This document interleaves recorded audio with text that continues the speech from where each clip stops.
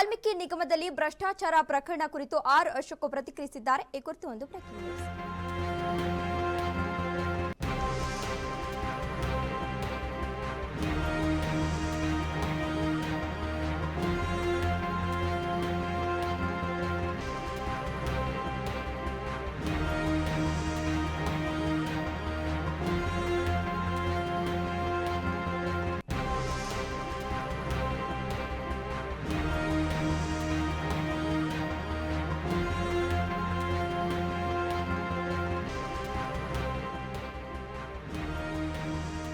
ವಾಲ್ಮೀಕಿ ನಿಗಮದಲ್ಲಿ ಭ್ರಷ್ಟಾಚಾರ ಪ್ರಕರಣ. ಬೆಂಗಳೂರಿನಲ್ಲಿ ವಿಪಕ್ಷ ನಾಯಕ ಆರ್ ಅಶೋಕ್ ಪ್ರತಿಕ್ರಿಯೆಯನ್ನ ನೀಡಿರುವಂತದ್ದು. ಮಾಡಿದ ತಪ್ಪಿಗೆ ಅಧಿಕಾರಿ ನೇಣಿಗೆ ಶರಣಾಗಿದ್ದಾರೆ. ಬೆಸ್ಟ್ ಅಕೌಂಟೆಂಟ್ ಪ್ರಶಸ್ತಿ ಕೂಡ ಬಂದಿದೆ ಆ ಅಧಿಕಾರಿಗೆ. ನಿಗಮದಿಂದ 187 ಕೋಟಿ ರೂಪಾಯಿ ವರ್ಗಾವಣೆ ಆಗಿರುವಂತದ್ದು. ಹಣಕಾಸು ಇಲಾಖೆ ಬದುಕಿದೆಯಾ ಸತ್ತಿದೆಯಾ? ಹಣ ವರ್ಗಾಯಿಸಲು ಮೌಖಿಕ ಸೂಚನೆಯನ್ನ ಕೊಟ್ಟಿದ್ದಾರೆ. ಇದರ ಪಾಲು ರಾಹುಲ್ ಸೋನಿಯಾಗೂ ಹೋಗಿದೆಯಾ? ಬೆಂಗಳೂರಿನಲ್ಲಿ ವಿಪಕ್ಷ ನಾಯಕ ಆರ್ ಅಶೋಕ್ ಆರೋಪವನ್ನ ಮಾಡಿರುವಂತದ್ದು. ವಾಲ್ಮೀಕಿ ನಿಗಮದಲ್ಲಿ ಭ್ರಷ್ಟಾಚಾರ ಪ್ರಕರಣ. ಬೆಂಗಳೂರಿನಲ್ಲಿ ವಿಪಕ್ಷ ನಾಯಕ ಆರ್ ಅಶೋಕ್ ಪ್ರತಿಕ್ರಿಯೆಯನ್ನು ನೀಡಿದ್ದಾರೆ. ಈ ಕುರಿತು ಹೆಚ್ಚಿನ ಮಾಹಿತಿಯನ್ನ ನೀಡಲಿದ್ದಾರೆ. ನಮ್ಮ ನ್ಯೂಸ್ ಡೆಸ್ಕ್ ಲೈವ್ ನಿಂದ ಜಾಯ್ನ್ ಆಗ್ತಿದ್ದಾರೆ ವೀರೇಶ್ ರವರು. ವೀರೇಶ್, ಹೇಳಿ, ಆರ್ ಅಶೋಕ್ ರವರು ವಾಲ್ಮೀಕಿ ನಿಗಮದಲ್ಲಿ ಭ್ರಷ್ಟಾಚಾರ ಪ್ರಕರಣದಲ್ಲಿ ಪ್ರತಿಕ್ರಿಯೆಯನ್ನು ನೀಡಿರುವಂತದ್ದು. ಇದ್ರ ಬಗ್ಗೆ ಏನೆಲ್ಲ ಅಪ್ಡೇಟ್ಸ್ ಇದೆ ವೀರೇಶ್?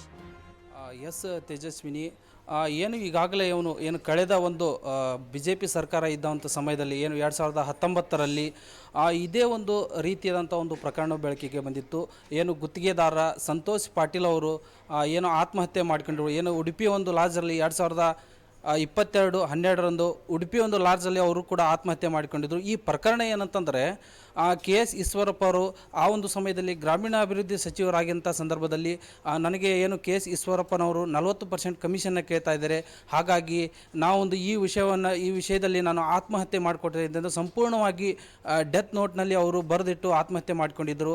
ಇದರಿಂದಾಗಿ ಕಾಂಗ್ರೆಸ್ ನಾಯಕರು ಕೂಡ ಸಾಕಷ್ಟು ರೀತಿಯಾದಂಥ ಹೋರಾಟವನ್ನು ಮಾಡಿ ಪ್ರತಿಭಟನೆಯನ್ನು ಮಾಡಿ KS ಈಶ್ವರಪ್ಪ ಅವರನ್ನ ಸರ್ಕಾರದಿಂದ ಕೆಳಗಿಳಿಸಿ ರಾಜೀನಾಮೆ ಕೊಡುವಂತೆ ಮಾಡಿದರು.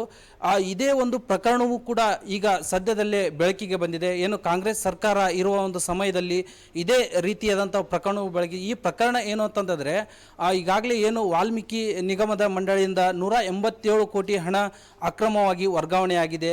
ಹೀಗಾಗಿ ಇದರಲ್ಲಿ ಸಚಿವರಂತ B ನಾಗೇಶ್ ಅವರೇ ಇದರ ಒಂದು ಕೈವಾಡವಿದೆ ಅಂತ ಸಾಕಷ್ಟು ಈಗಾಗಲೇ BJP ನಾಯಕರು ಅಪವಾದವನ್ನು ಮಾಡಿದ್ದಾರೆ. ಆದರೂ ಕೂಡ ಕಾಂಗ್ರೆಸ್ ನಾಯಕರು ನಮ್ಮದು ಯಾವುದೇ ರೀತಿಯಾದಂಥ ತಪ್ಪಿಲ್ಲ ಎನ್ನುವ ರೀತಿಯಲ್ಲಿ ಕೂಡ ವಾದವನ್ನು ಮಾಡ್ತಿದ್ದಾರೆ. ಇನ್ನೊಂದು ಕಡೆ ನಾವು ನೋಡೋದಾದರೆ ಈಗಾಗಲೇ ಅಂತಂದರೆ ಮೊದಲು BJP ಇದ್ದಂಥ ಸಂದರ್ಭದಲ್ಲೂ ಕೂಡ ಅವರು ಹೇಳಿದಂಥ ಪ್ರತಿಭಟನೆಯನ್ನು ಮಾಡಿ ಸಾಕಷ್ಟು ರೀತಿಯಾದಂಥ ಅವರು ಹೋರಾಟವನ್ನು ಮಾಡಿ ಕೆಳಗಿಸಿರು. ಅದೇ ಥರ ನಾವು ಕೂಡ ಈಗ ಸಾಕಷ್ಟು ರೀತಿಯಾದಂಥ ಸಾಕ್ಷಿಗಳನ್ನು ಮುಂದಿಟ್ಟಿದ್ದೇವೆ. ಹಾಗೂ ನಿಮ್ಗೆ ಯಾವುದೇ ಥರದ ಒಂದು ಈಗ ಸಾಕ್ಷಿ ಆಗಿರ್ಬೋದು ಅಥವಾ ಆಧಾರವನ್ನಾಗಿರ್ಬೋದು ಎಲ್ಲವೂ ನಮ್ಮ ಹತ್ರ ಇದೆ. ಆದರೂ ಕೂಡ ಈಗ B ನಾಗೇಂದ್ರ ಅವರನ್ನ ನೀವು ಅಧಿಕಾರದಿಂದ ಕೆಳಗಿಳಿಸ್ತಲ್ಲ, ಅವ್ರ ಕಡೆಯಿಂದ ರಾಜೀನಾಮೆ ಕೊಡಿಸ್ತಾ ಇಲ್ಲ ಅಂತ ಈಗಾಗಲೇ ಪ್ರತಿನಿತ್ಯವೂ ಕೂಡ ವಾದ ವಿವಾದಗಳು ನಡೀತಾ ಇದೆ. ಇನ್ನೊಂದು ಏನಂತಂದರೆ ಈಗಾಗಲೇ ನಿನ್ನೆ ಆರ್ ಅಶೋಕ್ ಅವರು ಕೂಡ ಶಿವಮೊಗ್ಗಕ್ಕೆ ಭೇಟಿ ನೀಡಿದ್ದರು. ಭೇಟಿ ನೀಡಿ ಚಂದ್ರಶೇಖರ್ ಆತ್ಮಹತ್ಯೆ ಮಾಡಿಕೊಂಡ್ರು, ಅವ್ರ ಮನೆಗೆ ಭೇಟಿ ನೀಡಿ ಅಲ್ಲಿ ಸಾಂತ್ವನ ಹೇಳಿದರು. ಅಲ್ಲಿ ಅವರು ಕೂಡ ಸತ್ಯಾಂಶವನ್ನು ತಿಳ್ಕೊಂಡು ಈಗಾಗಲೇ ಬಂದಿದ್ದಾರೆ.